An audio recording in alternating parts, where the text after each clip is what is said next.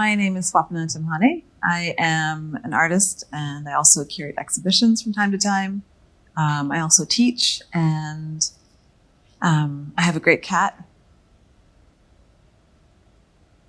I was looking, because I was making paper and working with cotton, I was interested in jute to use that to also make paper. And so when I started reading about jute, I learned that Dundee was this kind of main center for jute production. I had initially come to Dundee in 2018 to just begin some research at the University of Dundee. They have quite an extensive jute mill archive. Working with the archival photographs, I started to do drawings of many of the figures, and in a way it was my way of documenting them. So because I primarily work with drawing, I really wanted to think about drawing as a tool of documentation. Archival images generally are so seductive. You become so curious about who these people were. As you do when you start working over kind of several years with the same material, the ideas begin to sort of develop. And what I wanted to create was this collage that had no particular entry point, where you could look at it from any different direction. Like the collage, and I could turn it upside down. I would also still be happy with how we're viewing it. And then I began to layer the drawings over the collages. And I almost wanted these like ghosts to sort of emerge from their bodies. So in some of the cases with the collage here called the Golden Fibre, I wanted those archival images to be present, but then within them, you'll start to notice the layers of the drawings as well. I'm always thinking about this idea between like, when I draw on a surface, like what is that surface? It's not a neutral surface. So that handmade paper is also not neutral. Some people might find that really boring. I find it really exciting to like think about what these fibers look like, and to think about what like the different stages of jute, like from the raw state to the processed state. So when you press paper, the fibers are kind of pushed together as the water comes out, and they sort of create their own like arbitrary bind. And I got really curious about what that looked like because I couldn't see it with my naked eye. So I went to a biology lab last summer and spent a long time documenting under a microscopic lens to see what those fibers look like.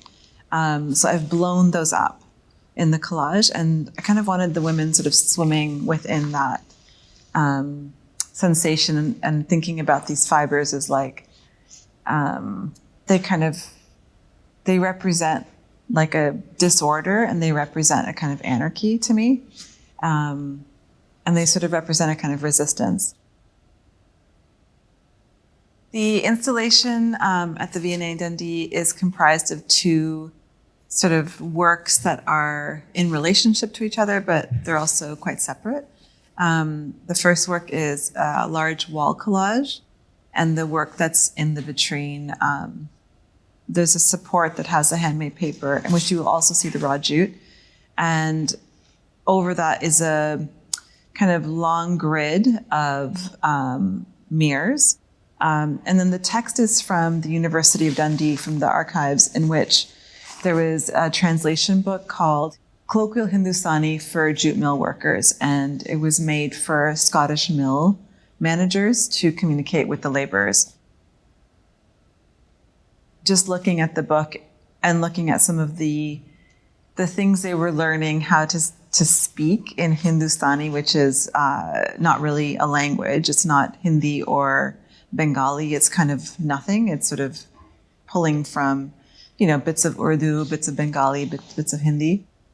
All the kind of phrases or the the sentences that are in the book. Obviously there is racism within that, but there is this kind of hierarchy that is there, and there's this kind of like ordering, like do this, do that, oil the machine, bring this here. Why are you lying? Why are you cheating? If you cheat today, I'm not going to pay you tomorrow.